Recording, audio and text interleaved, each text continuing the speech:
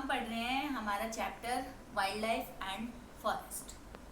Wild life और forest में मैंने आपको अभी तक काफ़ी कुछ बता दिया है। इसमें मैंने अभी तक आपको क्या बताया, इंट्रोडक्शन बताया कि इंट्रोडक्शन में मैंने आपको बेसिक डाटा बताया कि हमारी जो 12 बायोडाइवर्सिटी कंट्री है उसके बाद यहाँ पे कितने स्पीसीज पाए जाते हैं, कितने एनिमल्स पाए जाते हैं, ये सब मैंने अभी आपको बताया।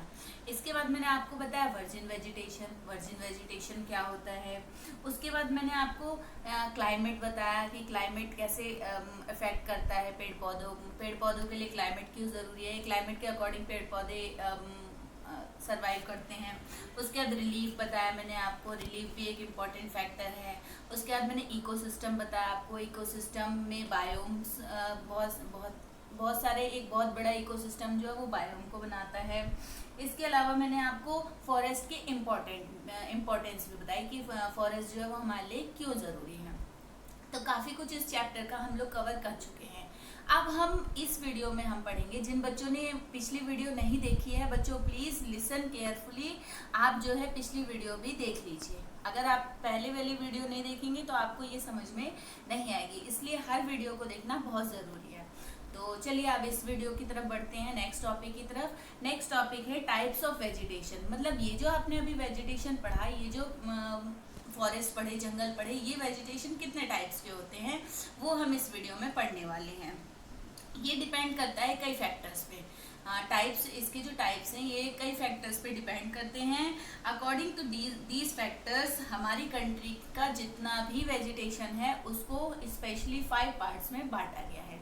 ठीक है, ये 5 पार्ट्स कौन कौन से हैं इसी को हम इस चैप्टर में पढ़ेंगे। ये 5 पार्ट्स पहले है tropical evergreen forest, tropical deciduous forest, tropical thorn forest, mountain forest और मैंग्रोव फॉरेस्ट। ये 5 जो है 5 टाइप्स हैं इसके, और हम इनको अब आगे और डिटेल में पढ़ेंगे। सबसे पहला है ट्रॉपिकल एवरग्रीन फॉरेस्ट। अब देखो बच्चों, आप लोग देखते भी रहो वीडियो में, इसमें आपको इस टाइप के पौधे जो हैं वो दिखाए भी जा रहे हैं। इस टाइप का वेजिटेशन मैंने कोशिश की है कि आपको दिखाया जाए ताकि आपका जो टॉपिक है वो इंटरेस्टिंग भी हो और आपको अच्छे से समझ में भी आए। तो फर्स्ट है ट्रॉपिकल एवरग्रीन फॉरेस्ट। अब देखो ट्रॉपिकल एवरग्रीन फॉरेस्ट क्या होता है कि वो forest lying in the tropical region, ऐसे जंगल जो कि ट्रॉपिकल रीजन में होते हैं। अब देखो क्लाइमेट में आपने पढ़ा था कि इक्वेटर से 20 डिग्री नॉर्थ और 20 डिग्री साउथ में इक्वेटोरियल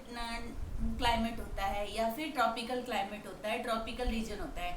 तो जो पेड़ पौधे, जो वेजिटेशन इस एरिया में पाया जाता है ट्रॉपिकल एरिया में, उसको हम ट्रॉपिकल एवरग्रीन फॉरेस्ट कहते हैं। जैसे कि यहाँ पे बारिश बहुत ज़्यादा होती है तो ये जो फॉरेस्ट होते हैं, ये जो वेजिटेशन होता है हमेशा हरा भरा रहता है एंड इज एवरग्रीन, और इसलिए इसको एवरग्रीन कहा जाता है। क्यों कहा जाता है? क्योंकि ये यहाँ पे रेनफॉल बहुत ज़्यादा होती है। यहाँ जो रेनफॉल होती है वो हैवी रेनफॉल होती है, और इसके अलावा इस एरिया में करीब करीब 200 सेंटीमीटर तक रेनफॉल होती है। एवरग्रीन जो फॉरेस्ट है, ट्रॉपिकल एवरग्रीन फॉरेस्ट में 200 सेंटीमीटर तक रेनफॉल होती है। यहाँ की जो पेड़ों की हाइट है वो करीब करीब 60 मीटर तक होती है। देखो बच्चों, 60 मीटर तक इनकी हाइट होती है, यानी कि ये पौधे जो होते हैं ये बहुत बड़े होते हैं, और ये वेजिटेशन जो है ये बहुत डेंस होता है। डेंस यानी बहुत घना होता है। जैसे कि आपको देखो पिक्चर में दिख भी रहा होगा कि ये पेड़ पौधे जो है वो बहुत ज़्यादा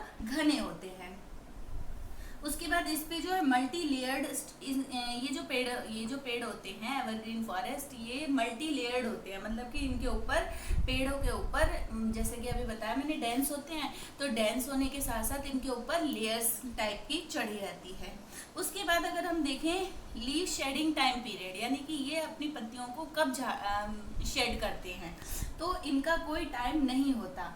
ये पत्तियां जो आमतौर पे आपने देखा होगा, पेड़ पौधे रेनी सीजन से पहले पतझड़ का टाइम होता है ना, जब पतझड़ का टाइम पे पेड़ पौधे जो है वो क्या करते हैं, अपनी पत्तियों को शेड कर देते हैं, झाड़ देते हैं, फिर उनकी नई पत्तियां, फिर बरसात में उसमें नई पत्तियां आती हैं। तो इसमें क्या होता है, ये जो ट्रॉपिकल एवरग्रीन फॉरेस्ट होते हैं ये हमेशा हरे भरे रहते हैं, तो इनका कोई डेफिनेट टाइम नहीं होता है। ये जो फॉरेस्ट होते हैं ये क्या करते हैं, मतलब ये कुदरत की देन आप कह दो कि ये फॉरेस्ट जो है, ये जंगल जो है, जब देखते हैं कि पत्तियां पुरानी हो गई हैं तब ये उसको झाड़ देते हैं, ऐसा कोई इनका टाइम नहीं होता।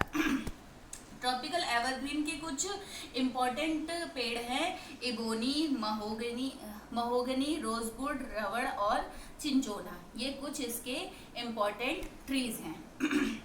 अब एनिमल्स जो हैं, इन जंगलों में पाए जाने वाले एनिमल्स कौन कौन से हैं, ये देखो, elephant, monkey, lemur, deer, one horn rhinoceros, उसके बाद बहुत तरह की plenty of birds, bat, sloth, scorpion, snail, ये सारे एनिमल्स जो हैं, ये सारे एनिमल्स इन जंगलों में पाए जाते हैं। अब हमारा अगर हम देखें कि हमारे इंडिया में कौन सा पार्ट इन जंगलों का है, यानी कि किस पार्ट में ये जंगल पाए जाते हैं, तो वेस्टर्न घाट। देखो सबसे इम्पोर्टेंट है, यहाँ पे आप क्लाइमेट चैप्टर का थोड़ा सा रिकैप भी देख सकते हो कि वेस्टर्न घाट, हमारे देश में सबसे ज़्यादा बारिश जब मानसून आता है तो मानसून की वेव्स कहाँ से आती हैं, वेस्टर्न घाट से। तो वेस्टर्न घाट में बहुत ज़्यादा बारिश होती है और वो ट्रॉपिकल एरिया में भी आता है, इसलिए सबसे ज़्यादा जो ये पेड़ पौधे होते हैं ये वेस्टर्न घाट्स में होते हैं।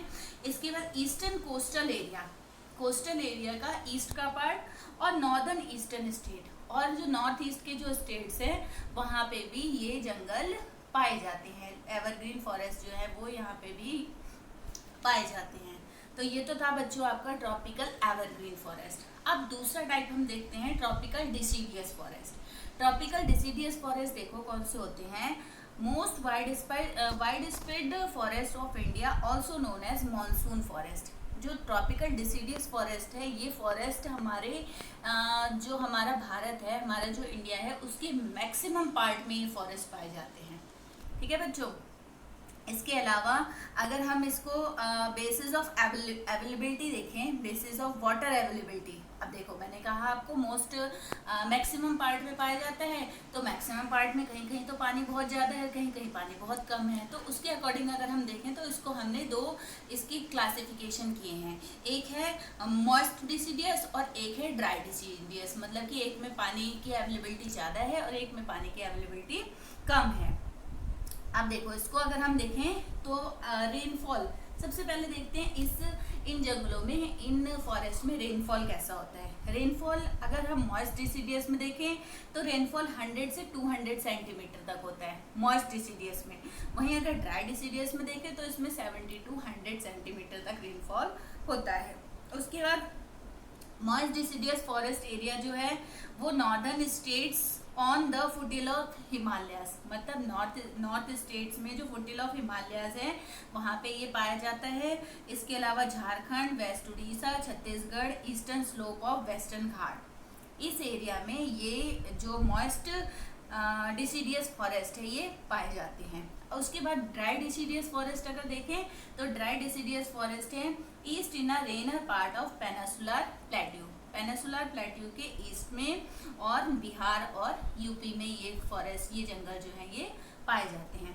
ट्रीज देखते हैं, इसमें ट्रीज कौन कौन से होते हैं। मॉइस्ट डिसीडियस के ट्री होते हैं टीक, बैम्बो, साल, शीशम, सैंडलवुड, खेर, कुसुम और मलबरी, ये कुछ मॉइस्ट डिसीडियस के पेड़ होते हैं। उसके अलावा अगर ड्राई डिसीडियस के पेड़ देखें तो टीक, साल, people, Neem use for agriculture also, यानी कि ये ड्राई डिसीडियस के पेड़ पौधे हैं तो इनको एग्रीकल्चर में भी यूज कर सकते हैं। इनका जो लीव्स का शेडिंग टाइम पीरियड है वो है ड्यूरिंग समर के टाइम में ये जो पेड़ पौधे होते हैं ये अपने लीव्स को शेड कर देते हैं।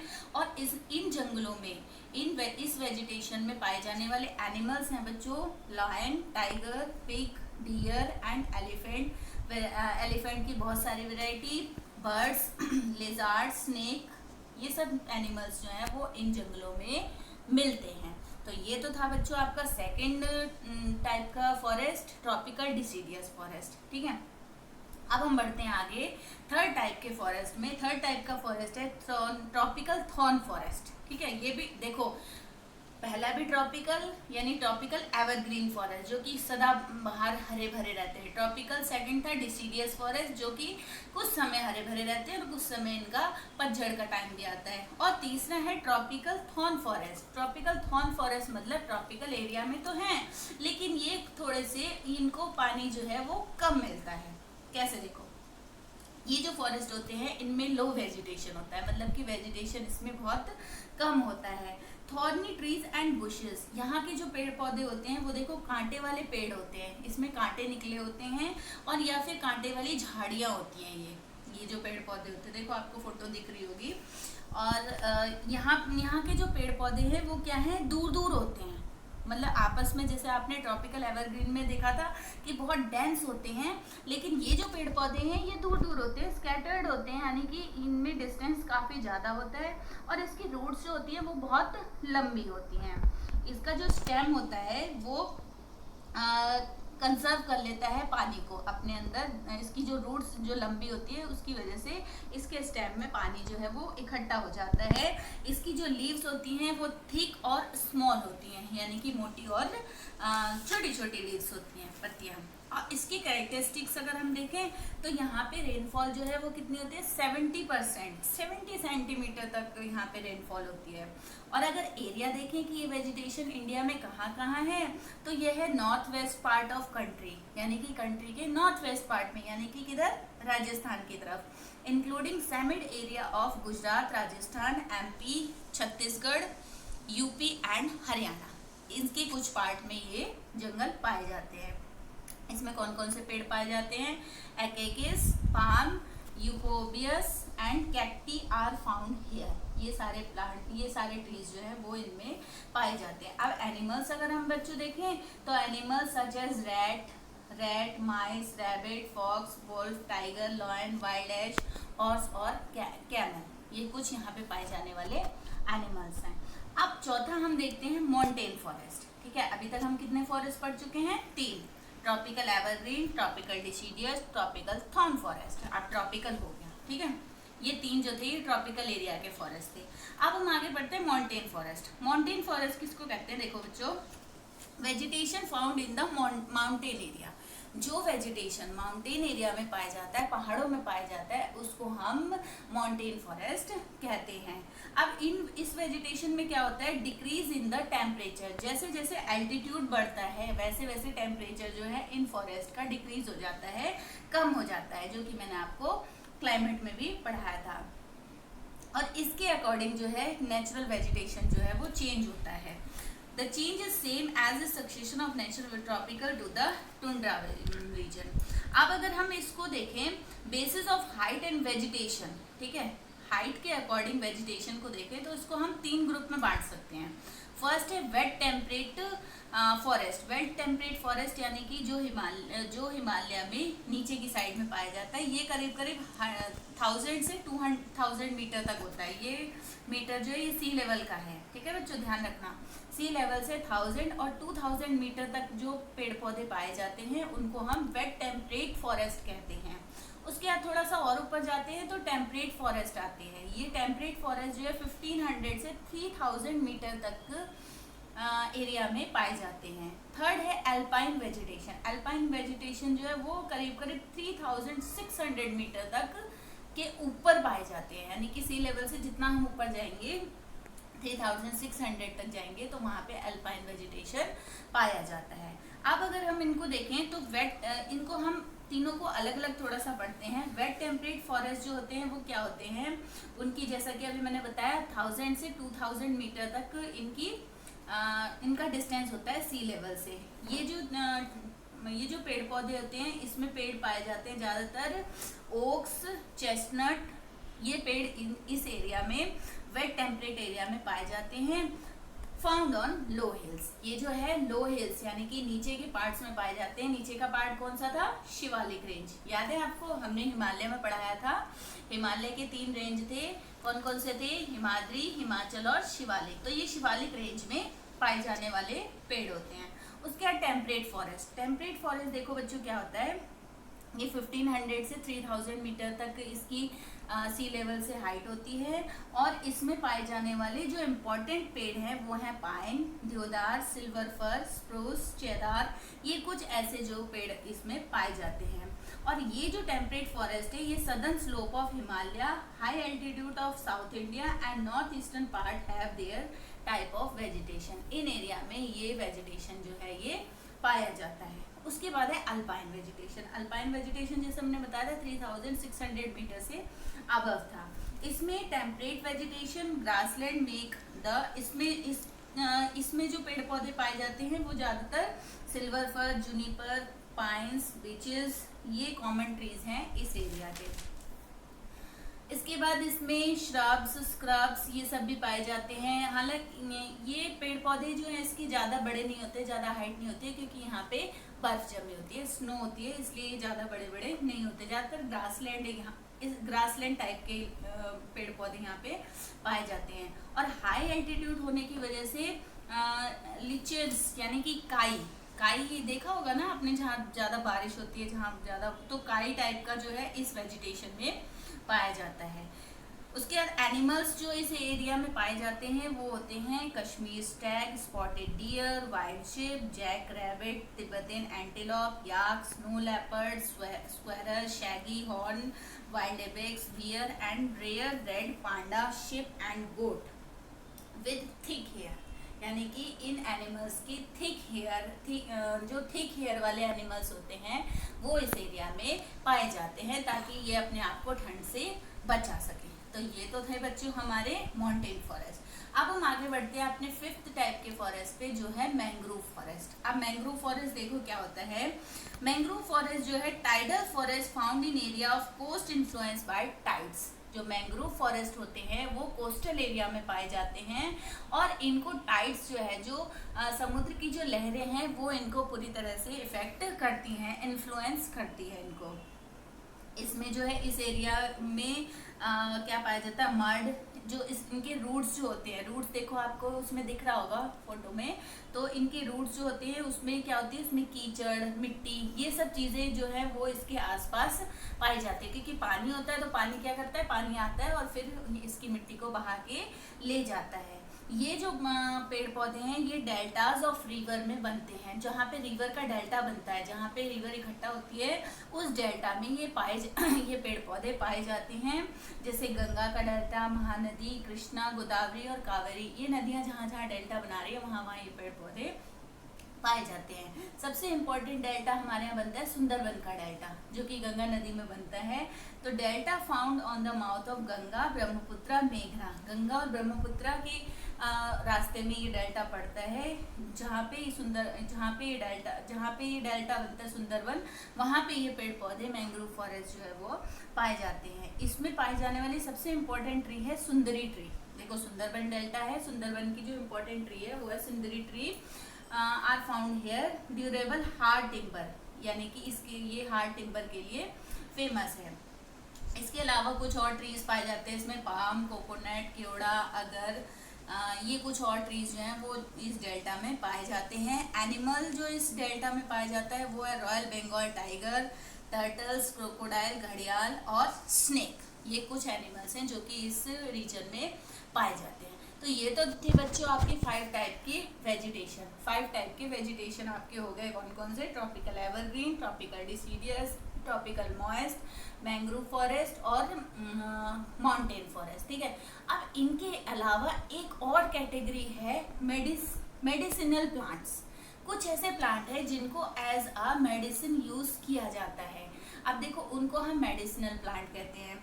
जैसे कि अगर हम अपने आयुर्वेदा में देखें, आजकल देख रहे हो आप आयुर्वेदा को ज़्यादा वो किया जाता है, ज़्यादा इम्पोर्टेंस दी जाती है एलोपैथी के बजाय। तो आयुर्वेदा में ज़्यादातर चीज़ें जो हैं वो पेड़ पौधों से बनाई जाती है। हमारे शास्त्रों में भी लिखा हुआ है। तो आयुर्वेदा जो है, आयुर्वेदा से हमें स्पाइसेस और हर्ब्स मिलते हैं। आयुर्वेदा में करीब 2000 आयुर्वेदा में डिस्क्राइब हो रखे हैं। 2000 प्लांट जो है वो हमें मेडिसिन देते हैं, जिसमें से 500 कुछ ऐसे प्लांट हैं जो कि रेगुलर यूज में आते हैं, जिनसे हमें, जैसे आप अभी पतंजलि देखते हो तो पतंजलि के मैक्सिमम प्रोडक्ट जो है वो आयुर्वेद से बनाए जाते हैं, यानी कि पेड़ पौधों से बनाए जाते हैं। इसके अलावा 3052 प्लांट्स जो हैं वो रेड लिस्टेड हैं, कंजर्वेशन यूनियन ने डिस्क्राइब कर रखे हैं। और इसके अलावा 52 जो है वो क्रिटिकली थ्रेटेड हैं, यानी कि थोड़े से मतलब कम यूज़ होते हैं, या कह सकते हैं 52 जो है वो थोड़ा थोड़ा विलुप्त होते जा रहे हैं, खत्म होते जा रहे हैं। और 49 जो है वो तो एंडेंजर्ड हो गए, यानी कि वो खत्म हो गए। मतलब कि ये बच्चों देखो, अगर हम देखें तो आयुर्वेदा हमारे लिए बहुत इंपॉर्टेंट है, इसके कोई साइड इफेक्ट नहीं होते, लेकिन फिर भी लोग जो है इसको इतना यूज नहीं करते हैं, कम पसंद करते हैं। अब हम अगर कुछ ऐसे मेडिकल प्लांट्स के बारे में देखते हैं तो इनमें सबसे पहले आता है सर्पगंधा। सर्पगंधा जो है use to treat blood pressure. Blood pressure को मेंटेन करने के लिए इसका यूज किया जाता है सर्पगंधा का। सर्पगंधा एक देखो एक तरह से मेडिसिनल प्लांट है जिसको यूज करते हैं ब्लड प्रेशर को मेंटेन करने में। दूसरा एक और मेडिसिनल प्लांट है जामुन। देखो जामुन देखते रहो आप लोग, आपके स्क्रीन में भी दिख रहा होगा। जामुन जो है उसको ज़्यादातर यूज़ किया जाता है कंट्रोलिंग डायबिटीज़ के जो पेशेंट होते हैं उनको उनके डायबिटीज़ को कंट्रोल करने के लिए जामुन के प्लांट का यूज़ किया जाता है। जामुन का अगर रेगुलर यूज़ करेंगे तो डायबिटीज़ जो है वो कंट्रोल रहेगी।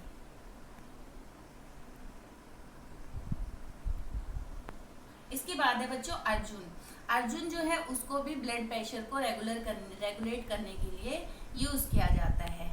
एक और प्लांट है मेडिसिनल प्लांट बबूल को यूज किया जाता है cure for eye sores, it gum is use as a tonic. इसको जो है बबूल को आंखों के लिए भी यूज किया जाता है और इससे जो है दांत जो है वो सेफ रहते हैं, यानी एक ये टॉनिक का भी यूज कर सकते हैं। जैसे खांसी जुकाम में बबूल आप देखते हो, पेस्ट भी है एक बबूल के नाम से। तो बबूल का जो पेड़ है, बबूल का जो पौधा है, उसको हम एज अ टॉनिक भी यूज कर सकते हैं। इसके बाद बच्चों एक बहुत इंपॉर्टेंट मेडिसिनल प्लांट है जो कि आपके घर के आसपास भी दिखता होगा और आपने कई चीज़ों में इसको यूज भी किया होगा, वो है नीम।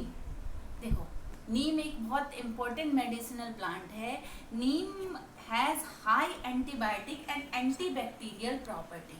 नीम की जो प्रॉपर्टी है वो एंटीबायोटिक और एंटीबैक्टीरियल है, यानी कि ये बैक्टीरिया को ख़त्म करती है। ज़्यादातर साबुन में देखो नीम का यूज़ किया जाता है ताकि वो हमारे बॉडी के बैक्टीरियाज को ख़त्म कर दे। तो नीम को देखते हो, नीम को वैसे भी पानी में उबाल के नहाने से भी काफ़ी फ़ायदा होता है। इसके बाद एक और इम्पॉर्टेंट मेडिसिनल प्लांट है जो आपके घरों में भी दिखाई देता है, तुलसी जो है use to cure cough and cold. Cough और कोल्ड में इसको यूज किया जाता है तुलसी को, क्योंकि तुलसी देखते हो घरों में होती है। हम लोग चाय बनाते हैं, काढ़ा बनाते हैं, उसमें उसके पत्ते डाल देते हैं, तो ये काफ़ी फायदेमंद होती है। उसके बाद एक और है मेडिसिनल प्लांट कचनार का यूज किया जाता है अस्थमा और अल्सर में। कचनार पौधे का यूज किया जाता है अस्थमा और अल्सर में। तो ये थे बच्चों कुछ मेडिसिनल प्लांट।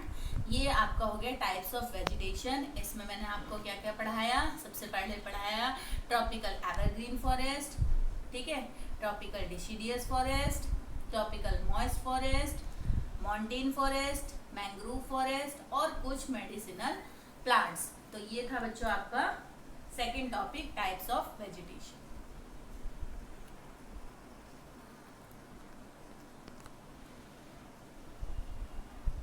देखो बच्चों अभी हमने पढ़ा है टाइप्स ऑफ वेजिटेशन, ठीक है। अब हम इसको इंडिया के प्रोस्पेक्टस से देखते हैं कि मतलब थोड़ा सा और अच्छे से इसको समझने के लिए हम देखते हैं कि इंडिया के मैप में ये फॉरेस्ट जो है ये कहाँ कहाँ किस किस एरिया में पाए जाते हैं। अभी तो मैंने आपको जब डिस्क्रिप्शन बताया हर फॉरेस्ट का, तो मैंने आपको ओरली डिस्क्राइब कर दिया। लेकिन देखो बच्चों ओरल वाली चीज़ मुझे पता है आप लोगों को ज़्यादा याद नहीं रहेगी जब तक आप प्रैक्टिकल उसको नहीं करेंगे।